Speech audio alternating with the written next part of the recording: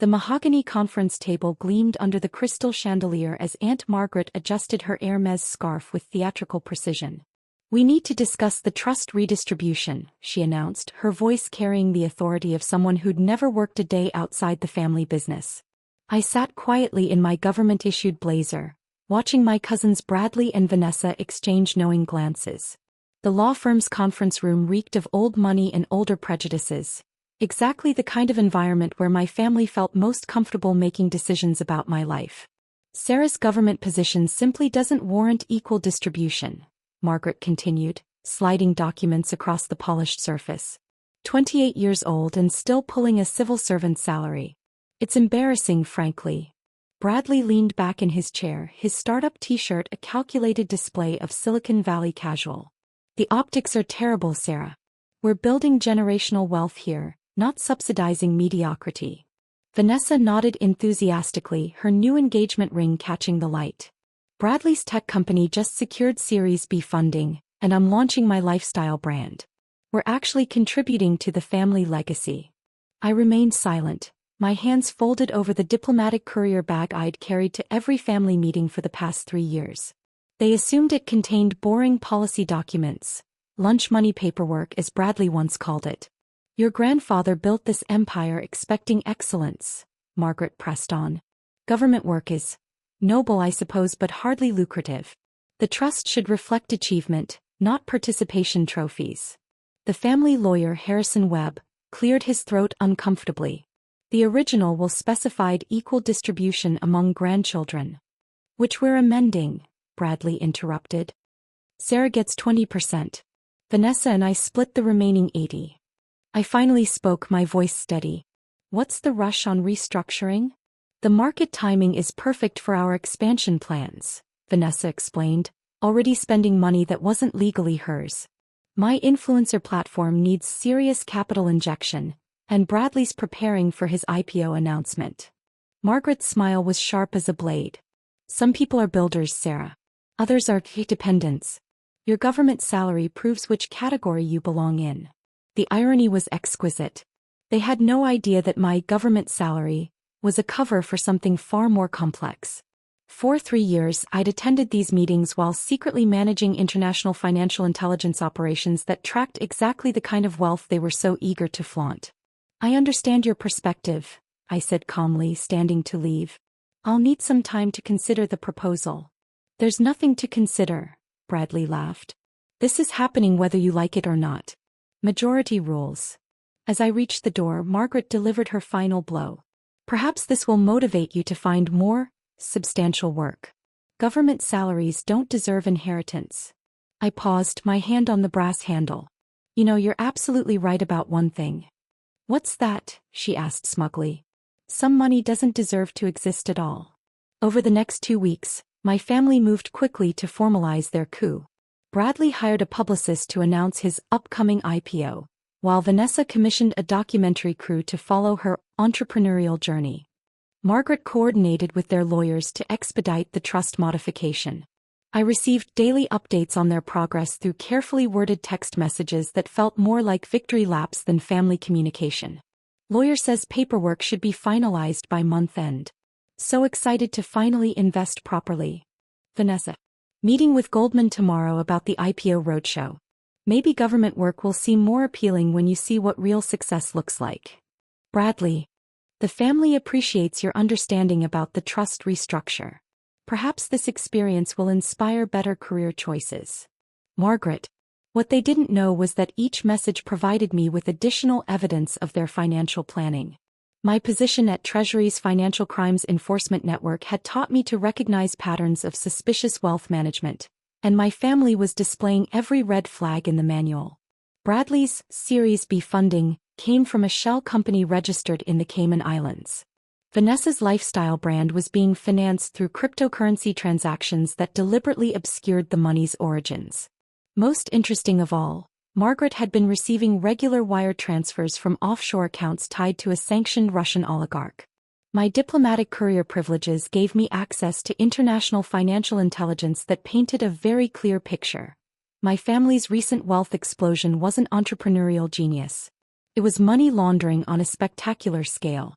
I spent my evenings reviewing transaction records and building a comprehensive case file. Bradley's tech company was an elaborate front for moving illicit funds through the U.S. banking system. Vanessa's social media empire was being used to promote luxury goods purchased with dirty money. Margaret was the primary coordination point, using her position as family matriarch to legitimize obviously suspicious financial activities. The beautiful irony was that they were using grandfather's trust, clean old American money, as collateral for their criminal enterprise. By restructuring the inheritance, they planned to inject laundered funds directly into the family's legitimate financial foundation. My phone buzzed with another update from Margaret. Trust modification approved by probate court. New distribution takes effect Friday. Hope you've learned something valuable from this experience. I had indeed learned something valuable. My family weren't just greedy and dismissive. They were federal criminals who'd been operating under my nose for months while insulting my career in financial law enforcement. Friday morning, I dressed carefully in my best diplomatic attire and packed my courier bag with specific documents. The final trust signing was scheduled for 10 a.m. at Webb's law office, followed by a celebration lunch at the country club. It would be the perfect venue for what I had planned. The country club's private dining room buzzed with congratulatory energy as Bradley and Vanessa posed for photos with their trust documentation. Margaret held court at the head table, regaling other family members with stories about tough love and teaching Sarah about real achievement. To the future of the family legacy, Bradley announced, raising his champagne glass. Built by entrepreneurs, not bureaucrats. The room erupted in laughter and applause. I sat quietly in the corner, my courier bag resting beside my untouched salmon. That's when Harrison Webb approached my table, looking deeply uncomfortable. "Sarah, there's been a development with the trust documentation." The room gradually quieted as he continued. "I've just received a federal court order freezing all trust assets pending investigation." Margaret's champagne glass stopped halfway to her lips. "What investigation?"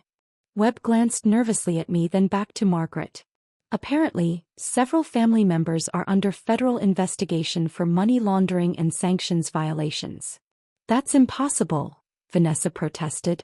"We're successful businesspeople, not criminals." I finally stood, opening my diplomatic courier bag for the first time in their presence. Instead of boring policy documents, I withdrew official Treasury Department credentials, federal subpoenas, and transaction records documenting 3 years of financial crimes. "Sarah Wilson, Financial Crimes Enforcement Network," I announced clearly. "Special agent investigating international money laundering operations." The silence was absolute. Bradley's face went completely white. "You're a fucking government clerk. You bring our lunch." "I'm a federal agent with diplomatic courier status," I corrected. "Those boring documents you've mocked for years? They were financial intelligence reports tracking exactly what you've been doing." I spread the evidence across the table like a particularly damning deck of cards. "Bradley, your Series B funding comes from shell companies controlled by designated terrorist organizations. Vanessa, your lifestyle brand is monetizing luxury goods purchased with proceeds from human trafficking. Margaret, you've received over $2 million from a sanctioned Russian oligarch." Margaret's face had turned an alarming shade of purple. "You can't prove any of this." "Actually, I can." I held up my phone, displaying a live video feed. "This entire conversation is being recorded for federal prosecutors. You just admitted knowledge of illegal financial activities in the presence of a federal agent." The dining room erupted in chaos as the full scope of their situation became clear. Bradley tried to grab the documents, but I'd already secured them. Vanessa started crying about her engagement and upcoming wedding. Margaret began screaming about family loyalty and betrayal. Through the confusion, I heard sirens approaching the country club. "The FBI should be arriving shortly," I announced calmly. "I've been coordinating this investigation for 8 months, building a comprehensive case against your entire operation." Harrison Webb looked like he might faint. "Sarah, the trust assets will be completely frozen pending criminal prosecution," I confirmed. "Including the portions you redistributed today. Proceeds of crime, you understand." As federal agents entered the dining room, I gathered my materials and prepared to leave. Margaret grabbed my arm desperately. "Sarah, you don't understand. We're family. We can work this out." I looked down at her perfectly manicured fingers clutching my government-issued blazer. You're right about one thing, Margaret. Government salaries don't deserve inheritance. I paused, watching recognition dawn in her eyes. But they do deserve justice. 6 months later, the headlines told the complete story: multi-million-dollar money laundering ring exposed by undercover Treasury agent. Bradley's tech company was revealed as an elaborate shell operation. Vanessa's lifestyle brand became a federal case study in social media-facilitated financial crimes. Margaret received the longest sentence, 15 years for coordinating international sanctions violations. The family trust was completely dissolved, its assets distributed to victims of the crimes my relatives had enabled. The country club quietly revoked their memberships. Harrison Webb faced disbarment proceedings for failing to report suspicious financial activities. I returned to my real work, the kind of government service that actually matters. My colleagues at FinCEN had supported the undercover operation from the beginning, understanding that financial crime often starts closest to home. The final irony came in a letter from Margaret, written from federal prison. She wanted to reconcile, to explain how family loyalty should transcend professional obligations. She still didn't understand that some inheritances aren't worth accepting. I never wrote back. Government work, as it turns out, can be quite lucrative, just not in the ways my family understood.